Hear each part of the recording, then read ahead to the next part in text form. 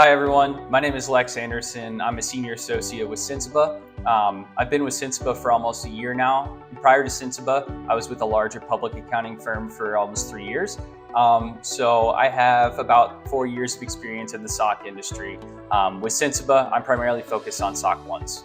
My name is Chris Rowe. I'm a senior manager here at Sensiba. I've been with Sensiba for the past 4 years or so, and I've been in the security and compliance space for about 8 years. What is a readiness phase? So if you've never had a SOC 1 report, SOC 1 readiness is crucial to the effectiveness and success of your SOC 1. Establishing control objectives and identifying controls, drafting control language, it's not an easy task. But we offer this service to be here to help you and take care of that and create your control set.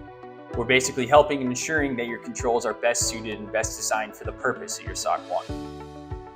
How do we create controls? So essentially, we have your team demo the product to us. During this demo, we're asking questions and identifying potential controls. Also, we've served clients in 16, 17 different industries, so we have a good baseline on where to start and what to be looking for. Also, as we're going through this demo and doing different walkthroughs, we'll provide a recommendation on certain controls that we see would be good to have in place going forward.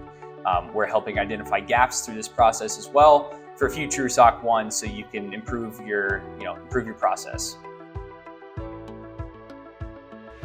Once we get your controls established during readiness, you can sit back and relax during your monitoring period, whether that be 3, 6, 9, or 12 months. We won't be reaching back out until near the end of your monitoring period. Your main responsibility during this time is to continue to operate your controls effectively throughout the period. Of course, if you have any questions during this time, we're always happy to help.